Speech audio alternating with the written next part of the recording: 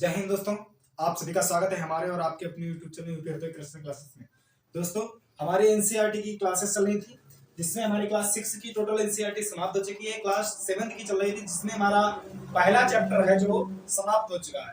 आज हमारा दूसरे चैप्टर में भी हम आधा पढ़ चुके हैं इसका, जिसमें हम पढ़ चुके हैं पृथ्वी के अंदर क्या क्या पाया जाता है, कौन सी प्रॉपर्टी होती है, उनको हम पढ़ा चुके हैं।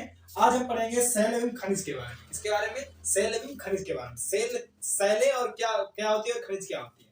देखिए, जो आपकी सेलें होती है वे पृथ्वी की परपटी बनाने वाली खनिज पदार्थों के किसी भी प्राकृतिक पिंड को सेल कहते हैं। यानी कोई भी प्राकृतिक चीज है, कोई भी वस्तु प्राकृतिक है, कोई भी पिंड प्राकृतिक चीज है जो पृथ्वी का जो परपटी बनाती है उसको क्या कहते हैं? सेल।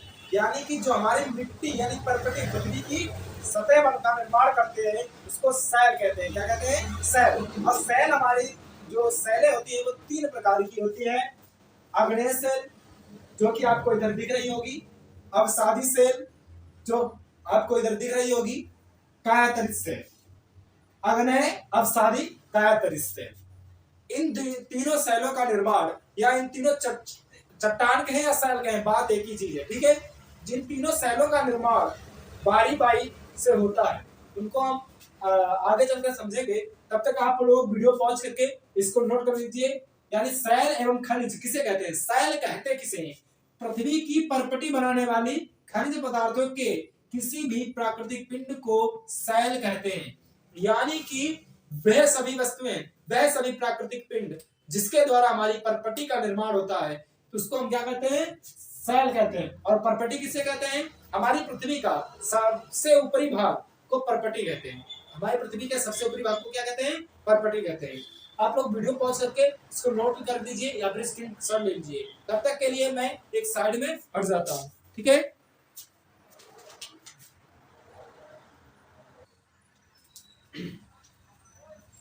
हमने अभी तक सेलों के बारे में पढ़ा है। ठीक है, यानी कि जो प्राकृतिक पिंड, वे सभी प्राकृतिक पिंड जो पृथ्वी की परपटी का निर्माण करते हैं उनको हम सेल कहते हैं। सेलें कितनी प्रकार की होती हैं ये हमने आपको बताया। सेलें 3 प्रकार की होती है, एक तो अग्नेय सेल, दूसरा अवसादी सेल, तीसरा कायातरित सेल। अब इन तीनों सेलों का निर्माण कैसे होता है ये हम आपको समझाते हैं। देखिए, सबसे पहले क्या होता है? अग्नेय सेल। अग्नेय सेल क्या होता है? कोई ज्वालामुखी हुआ, क्या हुआ? ज्वालामुखी। ठीक है, इस प्रकार से कोई ज्वालामुखी है। ठीक है, साइड से थोड़ा बना देते हैं इसको। इस प्रकार से ज्वालामुखी है। ठीक है, इसमें क्या हुआ? अंदर मैग्मा है। क्या है? मैग्मा, पिघला हुआ जब इसके अंदर क्या है? मैग्मा है, दहक रहा हुआ मैग्मा है, लावा है। वो क्या हुआ? वो इससे बाहर आएगा। क्या होगा? इससे बाहर आएगा, इससे बाहर आएगा। ठीक है, जब बाहर आकर यानी पिघला हुआ मैग्मा क्या होगा? बाहर आएगा और बाहर आकर ये इधर साइड में क्या हो जाएगा? जम जाएगा। क्या हो जाएगा? जम जाएगा। ठीक है, ऐसे जम जाएगा। जमकर एक ठोस आकृति बना लेगा। क्या बना लेगा? ठोस आकृति बना लेगा। पिघला हुआ मैग्मा ज्वालामुखी उद्गार से वापस आकर बाहर, मतलब ज्वालामुखी उद्गार से बाहर आकर जम जाता है, उसको हम कहते हैं अग्नेय सेल। क्या कहते हैं? अग्नेय सेल। यानी देखिए, यहाँ पर लिखा भी है, पिघला हुआ मैग्मा ठंडा होकर ठोस हो जाता है, उसे अग्नेय सेल कहते हैं। क्या कहते हैं? अग्नेय सेल। अग्नेय सेल किसे कहते हैं? जब पिघला हुआ मैग्मा ठंडा होकर ठोस हो जाता है। जैसे पिघला हुआ मैग्मा है, खूब धधक रहा है, ज्वालामुखी कोई धधक रहा है, उसमें से पिघला हुआ मैग्मा निकला बाहर और ठंडा हो गया। ठीक है, गर्म मैग्मा ठंडा हो गया, उसको क्या कहेंगे? अग्नेय सेल। अब अग्नेय सेल जो होती है आपकी 2 प्रकार की होती है। कितने प्रकार की अग्नेय सेल होती है? 2 प्रकार की। एक बहिर्भेदी अग्नेय सेल, दूसरा अंतर्भेदी अग्नेय सेल। अब बहिर्भेदी अग्नेय सेल कौन सी होती है और अंतर्भेदी अग्नेय सेल कौन सी होती है ये हम समझ लेते हैं। देखिए ध्यान से, जो बहिर्भेदी अग्नेय सेल, हमने बताया आपको कि मैग्मा जब ठंडा होगा, मैग्मा ठंडा होकर ठोस हो जाएगा, यानी खूब पिघला हुआ मैग्मा है, लावा है, वो क्या हो जाएगा? ठंडा हो जाएगा, तो उसको हम अग्नेय सेल कहेंगे। लेकिन जब हमारा पिघला हुआ अंदर मैग्मा है, ये भरा हुआ इसके अंदर पिघला हुआ मैग्मा है, अगर बाहर होकर आकर ठंडा हो रहा है, यानी ज्वालामुखी से बाहर आकर यदि ठंडा हो रहा है तो उसको हम कहेंगे बहिर्वेदी अग्नेय सेल। यानी जो बाहर आके इसको क्या कहेंगे, जो मैग्मा बाहर ज्वालामुखी का आ जाएगा उसको कहेंगे बहिर्वेदी अग्नेय सेल। जो बाहर आ जाएगा उसको क्या कहेंगे, बहिर्वेदी अग्नेय सेल। ठीक है, और जो मैग्मा अंदर ही जम जाए, इसके अंदर ही जम जाए, ठीक है, मैग्मा इसी के अंदर ठंडा होकर ठोस हो जाए, उसको कहेंगे हम अंतर्भेदी अग्नेय सेल। ठीक है, अब अगर इसकी परिभाषा लिखने कहा जाए कि बहिर्वेदी अग्नेय सेल और अंतर्वेदी अग्नेय सेल की परिभाषा लिखो, तब कैसे लिखेंगे, तब लिखेंगे पिघला हुआ ज्वालामुखी से, या फिर इस प्रकार से पिघला हुआ ज्वालामुखी से निकला हुआ पिघला हुआ मैग्मा बाहर आकर ठंडा हो जाए, उसको क्या कहेंगे, बहिर्वेदी अग्नेय सेल। यानी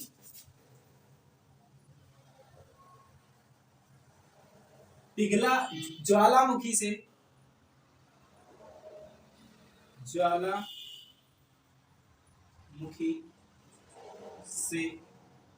निकला ज्वालामुखी से निकला पिघला हुआ मैग्मा ज्वालामुखी में, इस प्रकार से लिखते हैं तो आपको अच्छे समझ में आएगा। ज्वालामुखी में पिघला मैग्मा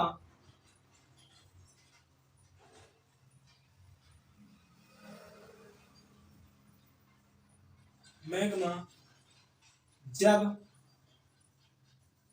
बाहर आकर ठंडा होकर ठोस हो जाए।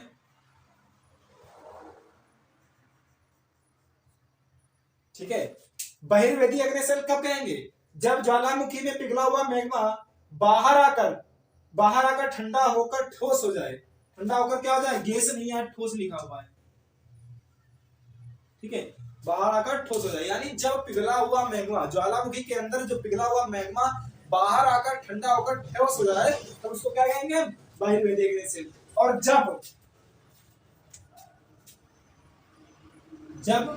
ज्वालामुखी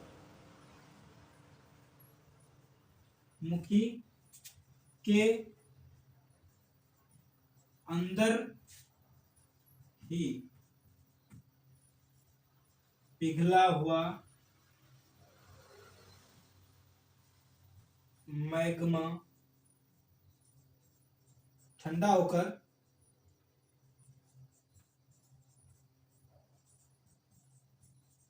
ठोस हो जाए। जब ज्वालामुखी के अंदर ही पिघला हुआ मैग्मा ठंडा होकर ठोस हो जाए तो उसको हम अंतर्भेदी अग्नेय सेल कहेंगे। बहिर्वेदी अग्नेय सेल, जब ज्वालामुखी के अंदर से मैग्मा बाहर आकर ठंडा हो जाए तो उसको बहिर्वेदी अग्नेय सेल कहेंगे। और जब ज्वालामुखी के अंदर ही तुम्हारा जो मैग्मा है वो ठंडा होकर ठोस हो जाए तो उसको अंतर्भेदी अग्नेय सेल कहेंगे। ठीक है, उम्मीद करते हैं यह आपको समझ में आया होगा, यानी अग्नेय सेल आपके समझ में आ गई होगी। अब इसको वीडियो पॉज करके आप लोग नोट कर लीजिए या फिर स्क्रीनशॉट ले लीजिए। इसके बाद हम आपको समझाएंगे कायातरित सेल तथा अपसादी सेल। पहले अपसादी सेल समझाएंगे, उसके बाद कायातरित सेल। ठीक है,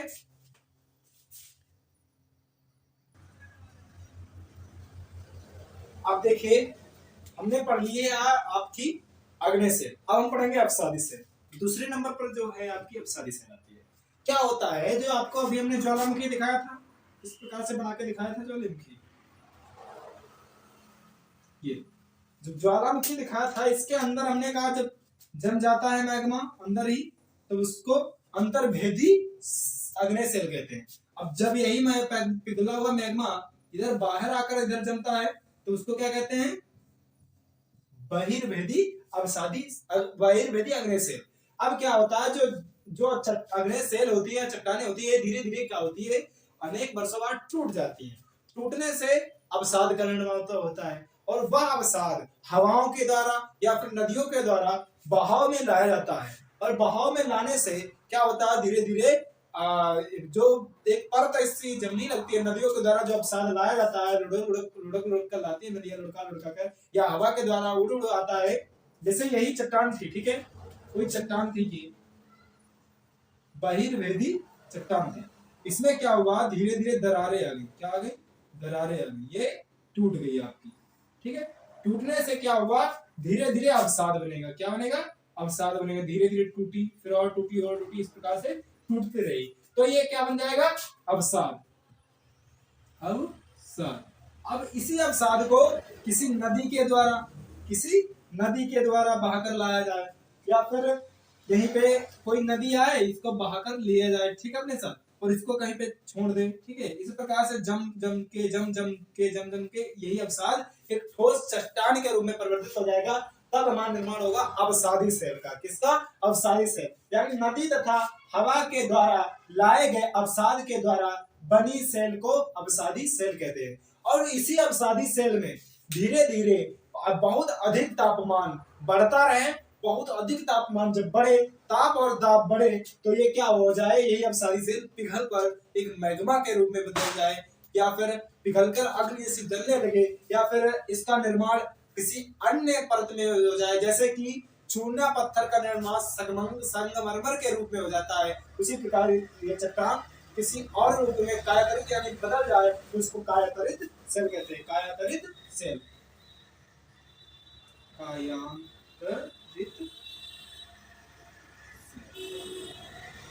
ठीक है, कायातरित सेल। यानी कि क्या होगा आपका, जो इसको आप लोग समझ लिए होंगे, इसको वीडियो पॉज करके स्क्रीनशॉट लीजिए या फिर नोट कीजिए वीडियो पॉज करके, फिर इसके बाद हम पूरा शेड्यूल समझा देते हैं आपको। चलिए अब देखिए, आपको इधर चित्र जो दिख रहा है उसमें कैसे बदलाव होता है वो आपको समझा देते हैं। देखिए, ये सबसे पहले मैग्मा होता है। सभी सेलों का निर्माण कैसे होता है? देखिए, सबसे पहले होता है मैग्मा। क्या होता है? मैग्मा।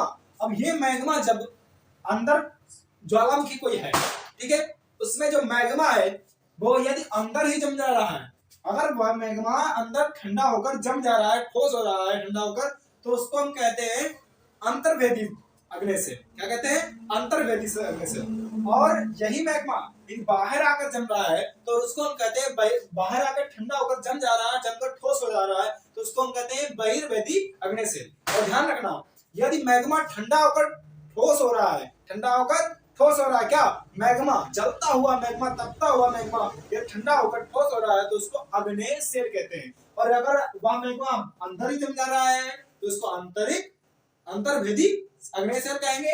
और वही मैग्मा अगर बाहर आकर जम रहा है, तो उसको बहिर्वेदी अग्नेय सेल कहेंगे। अब ये क्या होगा, अंतर, चाहे अंदर ठोस होकर जमे या फिर बाहर आकर ठोस होकर जमे, दोनों क्या होगी? अग्नेय सेल होगी। ये क्या आ जाएगी आपकी, इस प्रकार से जम जाएगी तो क्या होगी? अग्नेय सेल होगी। अग्नेय सेल, ठीक है। अब यानी कि मैग्मा से, इस ज्वालामुखी या मैग्मा से अग्नेय सेल का निर्माण हुआ, चाहे वो अंतर्वेदी हो चाहे वो बहिर्वेदी हो। अगर अंदर ज्वालामुखी उद्गार के अंदर जमा हुआ है मैग्मा, ठंडा होकर ठोस हुआ, तो अंतर्वेदी। अगर बाहर आकर जमा हुआ है तो उसको बहिर्वेदी अग्नेय सेल कहेंगे, ठीक है। अब ये दोनों प्रकार की अग्नेय सेल है। इसमें क्या होता है, धीरे धीरे टूट जाती है, टूट कर ये एक छोटे छोटे टुकड़ों में बट जाती है। इससे निर्माण होता है अवसाद का। क्या? किसका निर्माण होता है? अवसाद का। अवसाद, यहां से मैग्मा से अग्नेय सेल बनी, अग्नेय सेल धीरे धीरे टूटी, तो क्या हुआ? अवसाद बना। अब यही अवसाद नदियों के द्वारा या हवा के द्वारा कहीं पर ले जाके इकट्ठा किया गया। जैसे कि आपके खेत में धूल उड़कर आती है, धीरे धीरे वह जमती रहती है, तब तो फिर धीरे धीरे उसकी परत बन जाती है। या आप कहीं अपनी फोर व्हीलर या गाड़ी या साइकिल खड़ी कर दें, उस पर धीरे धीरे धूल आती रहेगी, जमती रहेगी, तब एक सेल नुमा यानी एक परत बन जाएगी, किसकी? मिट्टी की परत बन जाएगी। उसी प्रकार हवा की सहायता से ये क्या होगा? धीरे धीरे उड़कर आएगा, या फिर नदी के द्वारा उड़कर आएगी मिट्टी। ये अवसाद है, ये क्या होगा? जम जाएंगे एक जगह पर। जब जम जाएंगे तब निर्माण होगा आपका अवसादी सेल का, यानी एक परत के रूप में जमा लेंगे तो उसका किसका निर्माण होगा? अवसादी सेल। अवसादी सेल का निर्माण होगा, ठीक है। अब इसी अवसादी सेल में हम जैसे कि आपके घर के सामने बहुत सारी मिट्टी होती है, वो उड़कर आती है, जम जाती है, ठीक है, जम जाती है, धूल के कण बहुत सारे जम जाते हैं, उस पर आप पानी डाल दीजिए, वो ठोस होकर उठ जाएगी। तो इसी प्रकार से क्या होगा, इस जो अवसादी सेल होती है उस पर ढेर सारा दबाव या प्रेशर पड़ता है, तब क्या होता है, ये पिघल जाती है, पिघलकर फिर से मैग्मा के रूप में बन जाती है, या फिर पिघलकर किसी और के रूप में बन जाती है। जैसे चूना पत्थर है, चूना पत्थर ज्यादा दिन हो जाता है तो संगमरमर के रूप में कायातरित हो जाता है, ठीक है। तो इसी प्रकार से ये जब आप शादी सेल से किसी दूसरी सेल का निर्माण होगा, वो क्या होगी, कायातरित सेल, कायांतरित सेल, ठीक है। यदि आप देखना चाहते हैं आप शादी सेल, तो देखिए ये आपको एक बाइक का वो यहाँ पर कार का चित्र दिख रहा है, जिसपे देखो बहुत सारी धूल जम रही है। ये क्या कैसे जमती है, धीरे धीरे आती रहती है हवाओं के टुकड़ों से और जम जाती है, इस प्रकार से धूल की एक परत जैसी बन जाती है। और ठीक इसी प्रकार से यहाँ पर होता है, ठीक है। उम्मीद करते हैं ये सब आपको समझ में आया होगा। तब तक के लिए जय हिंद, मिलते हैं कल एक नई खूबसूरत वीडियो में। आप लोग वीडियो पॉज करके नोट कीजिए या फिर स्क्रीनशॉट लीजिए, ठीक है।